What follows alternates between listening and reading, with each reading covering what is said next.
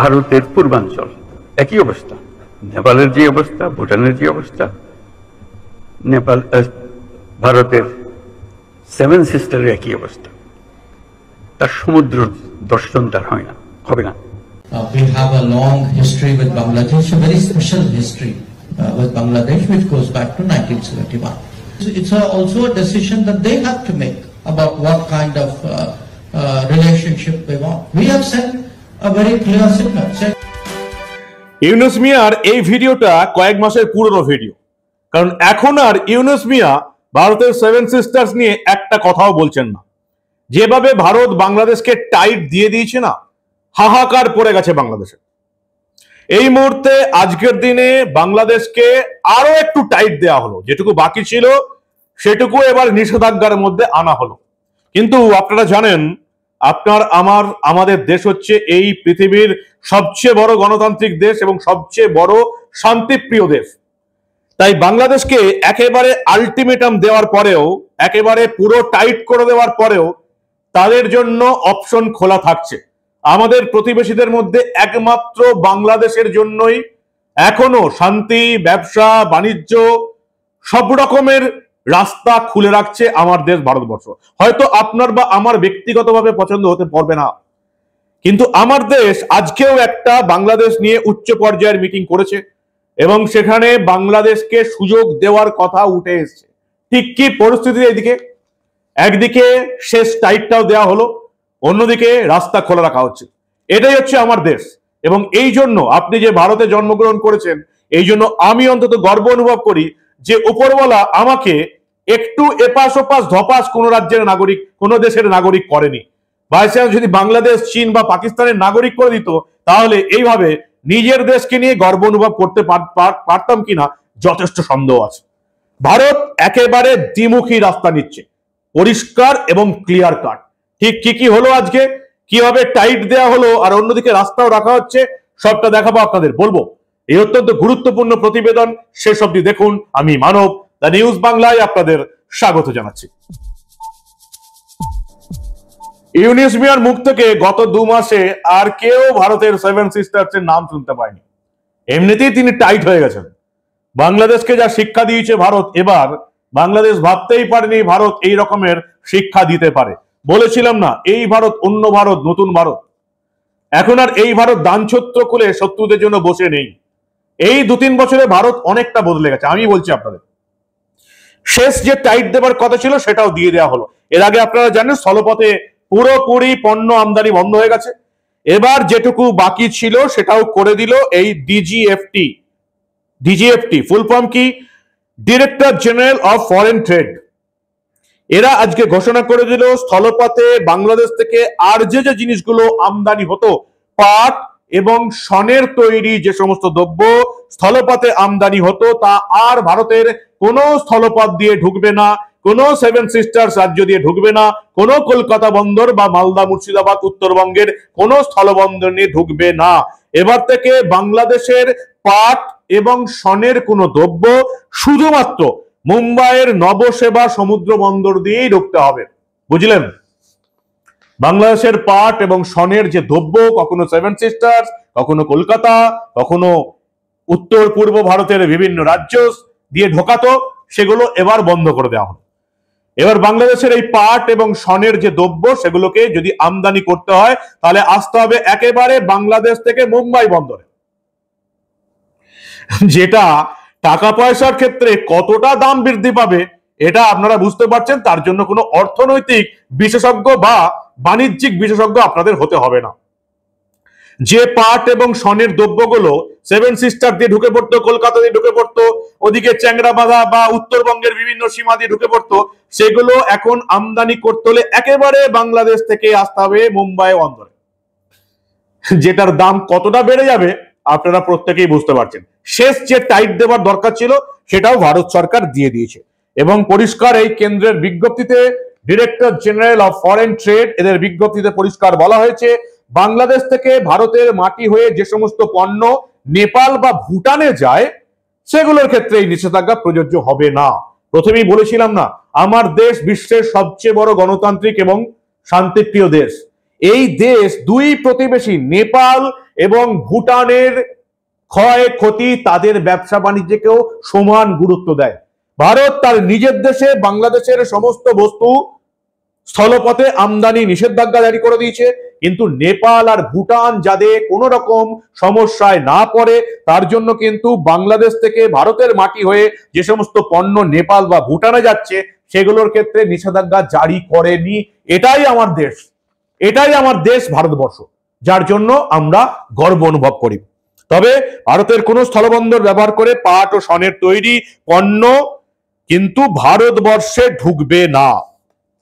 এবং পরিষ্কার বলে দেওয়া হয়েছে যে এই যে সেভেন সিস্টার্স এর যেগুলো স্থলবন্দর ছিল একেবারে বাংলাদেশের জন্য আগেই বন্ধ হয়ে গেছে, এবার বাকিটাও বন্ধ হয়ে গেল। অসম, মিজোরাম, মেঘালয়, ত্রিপুরা সেভেন সিস্টার্স বা এই পশ্চিমবঙ্গের চ্যাংরাবান্ধা বা ফুলবাড়ি বা অন্যান্য যেখান দিয়ে এগুলো ঢুকতো সেগুলো সমস্ত বন্ধ হয়ে গেল। শুধুমাত্র খোলা থাকবে যেগুলো ভারতের দরকার সেগুলোই খোলা থাকবে। একমাত্র বাংলাদেশ থেকে আসবে মাছ, এলপিজি এবং ভোজ্য তেলের মতন পণ্য, যেগুলোতে নিষেধাজ্ঞা নেই, যেগুলো ভারতের দরকার। বুঝতে পারছেন? এই হচ্ছে আমার দেশ উন্নত হচ্ছে। বাংলাদেশকে ট্রান্সশিপমেন্টের দেওয়া সমস্ত সুবিধা তৃতীয় দেশে বন্ধ করে দিয়েছিল। নেপাল এবং ভুটানকে কিছুটা ছাড় দেওয়া হয়েছে, সমস্তটা বন্ধ ছিল, এবার আরো বন্ধ করে দেওয়া হলো।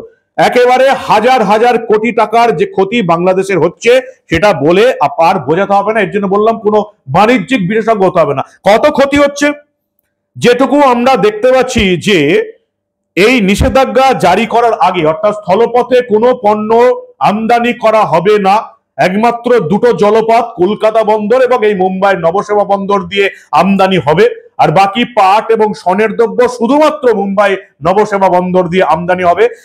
এই ঘোষণা হওয়ার আগের 10 মাসে 12,000 কোটি টাকার পণ্য বাংলাদেশ থেকে ভারতে এসেছিল, অর্থাৎ মাসে 1,000 কোটি টাকার উপর পণ্য। বুঝতে পারছেন বাংলাদেশের এখন অবস্থাটা কি? বাংলাদেশের সঙ্গে এই ভারতের স্থলবন্দর বন্ধ হওয়ার ফলে বাংলাদেশের 42% আমদানিতে কোপ পড়েছে। বললাম কোনো বাণিজ্যিক বিশেষজ্ঞ হতে হবে না, অর্থনৈতিক বিশেষজ্ঞও হতে হবে না। মাসে 1,000 কোটি টাকার বাণিজ্য বন্ধ, আর বাংলাদেশের 42% আমদানিতে কোপ পড়েছে। দেশটার অর্থনৈতিক অবস্থা কিরকম এবার সেটা আপনারা নিজেরাই বুঝতে পারবেন। সবকিছু বন্ধ, সেভেন সিস্টার্স দিয়ে কোনো মালপত্র ঢুকছে না, এবং এই ভারতীয় মুদ্রায় এই পণ্যের বার্ষিক আমদানির মোট মূল্য প্রায় 6,500 কোটি টাকা, খুব কম করে হলো। মাছ, এলপিজি, ভোজ্য তেল, চুনা পাথরের ক্ষেত্রে স্থলপথে একমাত্র বাণিজ্যে নিষেধাজ্ঞা আরোপ করেনি, বাকি সমস্ত কিছু এখন বন্ধ হয়ে গেল।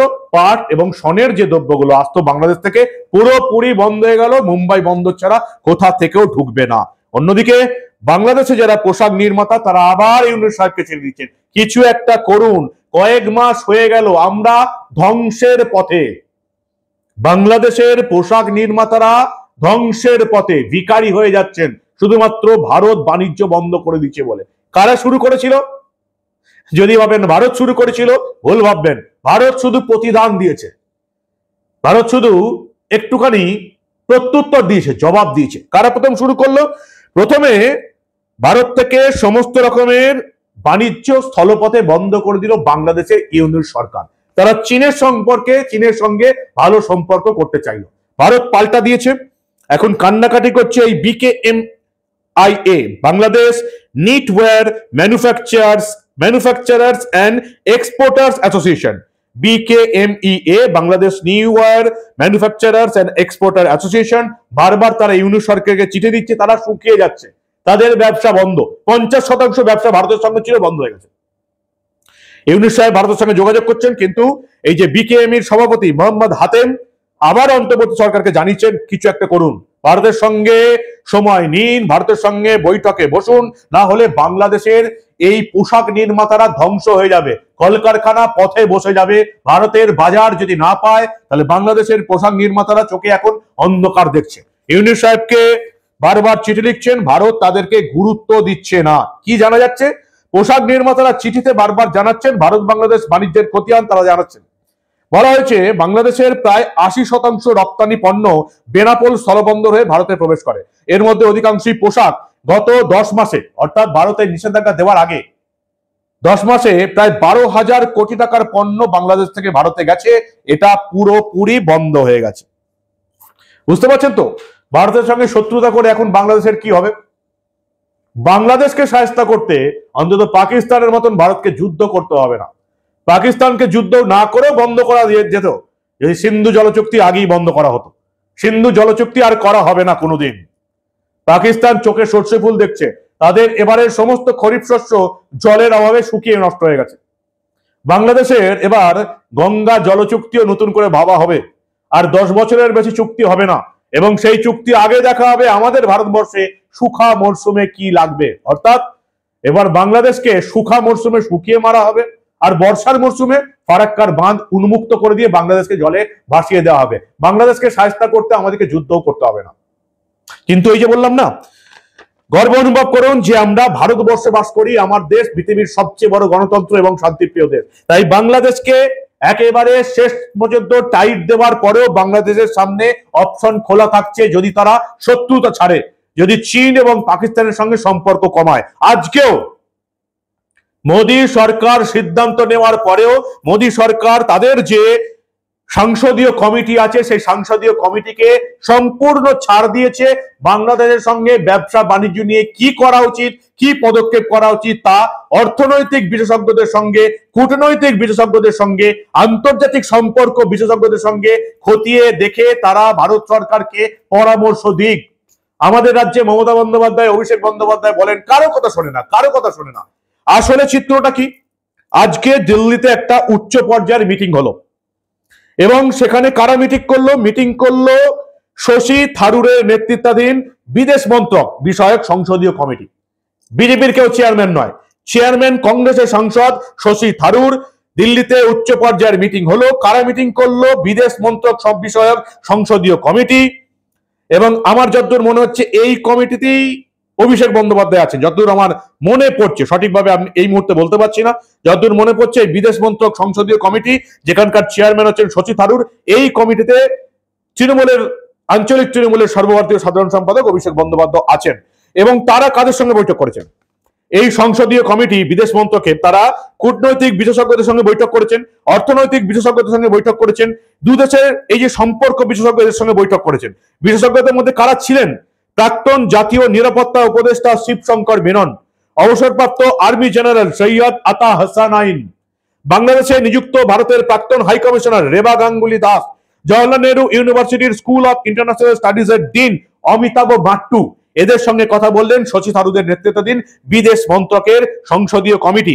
এবং এরা যেটুকু জানাচ্ছেন যে ভারতের এই মুহূর্তের অবস্থান হওয়া উচিত চীন এবং পাকিস্তানের সঙ্গে যেরকম মনোভাব নিয়ে ভারত চলছে, বাংলাদেশের সঙ্গে অন্তত অভ্যন্তরে বন্দর এবং বায়ুসেনা ঘাটির পরিকাঠামো যে চীন তৈরি করছে সেগুলোকে বন্ধ করার জন্য, বাংলাদেশকে আরো একটা সুযোগ দেওয়ার জন্য তাদেরকে একটা সম্পর্ক গড়ে উঠুক। যেরকমের সম্পর্ক বাংলাদেশের সঙ্গে শেষ হয়ে গেছে সেটা না হয় ভারত সরকারকে পরামর্শ দিচ্ছে ভারতের সংসদীয় কমিটি। মোদী সরকারের কোনো দরকারই ছিল না এই সংসদীয় কমিটির মতামত নেওয়ার, কোনো দরকার ছিল না। যেমন চলছিল তেমনই চলুক, আমরা অন্তত সেটাই চাই, আপনিও চান, আমিও চাই বাংলাদেশ শিক্ষা পাক। কিন্তু মোদী সরকার শশী থারুরের নেতৃত্বাধীন বিদেশ মন্ত্রকের এই কমিটিকে খুল্লা ছাড় দিল। তারা এই সমস্ত বিশেষজ্ঞের সঙ্গে কথা বলল এবং সেই বিশেষজ্ঞরা জানাচ্ছেন যে আমাদের কূটনৈতিক স্তরে পলিসি চেঞ্জ করা দরকার। সামরিক বা কূটনৈতিক স্তরে পাকিস্তানের বিরুদ্ধে আমরা যে নীতি নিয়েছি একেবারে সঠিক, কোনো সম্পর্ক নয়। জঙ্গি পনা বন্ধ করার এবং পাকিস্তান অকুপায়েড কাশ্মীর ছাড়া ভারতের সঙ্গে কোনো কথা নয়। চীনের সঙ্গে সীমান্ত বিবাদ নিয়ে সম্পর্ক আমাদের কথা চলছে, সীমান্তে এই মুহূর্তে শান্তি আছে, কিন্তু বাংলাদেশের সঙ্গে আমাদের দৃষ্টিভঙ্গি চেঞ্জ করতে হবে। এই বাংলাদেশের সঙ্গে নেতিবাচক যে প্রভাব, অন্তত ভারতের তরফ থেকে এই নেতিবাচক প্রভাব কাটিয়ে তোলা হোক। এটা আমাদের বিদেশ মন্ত্রক সংসদীয় কমিটি রিপোর্ট দেবে। এবার এখনো রিপোর্ট দেয়নি, আজকে উচ্চ পর্যায়ের মিটিং শেষ হলো, রিপোর্ট দেবে মোদী সরকার। আমাদের এখানে পিসি ভাইপো বলেন কারণ নাকি কথা শোনে না, আর এখানে মোদী সরকারের কোনো কথা শোনার দরকারই ছিল না, কিন্তু তারা বিদেশ মন্ত্রকের সংসদীয় কমিটিকে দিয়ে বাংলাদেশকে নিয়ে কথা শুনছে। কিন্তু ভারত সরকার তো বাংলাদেশের সঙ্গে কূটনৈতিক সম্পর্ক করবে, বাংলাদেশকে এখনো বন্ধুই ভাবছে শেষ মুহূর্তে টাইট দেওয়ার পরেও। কিন্তু ইউনিট সরকার আদৌ কি সেটা ভাবছে? সম্পূর্ণ ইসলামিক রাষ্ট্র গড়ার, একটা মৌলবাদী রাষ্ট্র করার জন্য ইউনূস মিয়া বাংলাদেশে পা দিয়েছেন। তিনি বাংলাদেশের স্বাধীনতা, ভারতের দ্বারা যে স্বাধীনতা হয়েছিল সেটাকে পছন্দ করেন না। তিনি জাতির জনক মুজিবুর রহমানকে পছন্দ করেন না, ইতিহাস থেকে তাকে মুছে ফেলছেন। তিনি কি ভারতের এই সুযোগ নেবেন? এটাই হচ্ছে সবচেয়ে বড় প্রশ্ন। এবং বাংলাদেশিরা, এই পোশাক নির্মাতা থেকে শুরু করে এই বাংলাদেশিরা যারা ভারতের বাণিজ্য বন্ধ হয়ে যাওয়ার জন্য অভাবে শুকিয়ে যাচ্ছে, এবার তাদেরকে ভাবা উচিত তাদের দেশের কি করা উচিত। কি বলবেন আপনারা? গর্ব অনুভব করি যে আমি এপাশ ওপাশ ধপাস না হয়ে এই ভারতবর্ষে জন্মগ্রহণ করেছি এবং আমি একজন ভারতবর্ষের নাগরিক। আপনাদের মূল্যবান এবং গুরুত্বপূর্ণ মতামত জানান দা নিউজ বাংলার কমেন্ট সেকশনে। দেখতে থাকুন দা নিউজ বাংলা, বাংলার মেন স্ট্রিম মিডিয়া। অনেকে বলেন আর কোথাও তো এই খবর দেখি না। বাংলার মেন স্ট্রিম মিডিয়ায় এই ধরনের খবর পাওয়ার আশা এখন আর করবেন না। এই সমস্ত খবর দেখতে হলে আপনাকে দা নিউজ বাংলার পর্দা দেখতে হবে। আর যদি মনে হয় এটা সত্যি কিনা, গুগলে সার্চ করুন, কাউকে বিশ্বাস করতে হবে না। গুগলে সার্চ করে দেখুন, আজকে সংসদীয় কমিটির জরুরি বৈঠক হয়েছে এবং ভারত আরো একটা সিদ্ধান্ত নিয়েছে বাংলাদেশকে টাইট দেওয়া। একদিকে অপশন খুলে রাখা হচ্ছে, একদিকে টাইট দেওয়া হচ্ছে। এবার বাংলাদেশের সিদ্ধান্ত দেখতে থাকুন দা নিউজ বাংলা। আমরা আবার আন্তর্জাতিক দুনিয়ার যেখানে ভারত জড়িত আছে এই ধরনের অনেক খবরই চেপে রাখতে দেব না।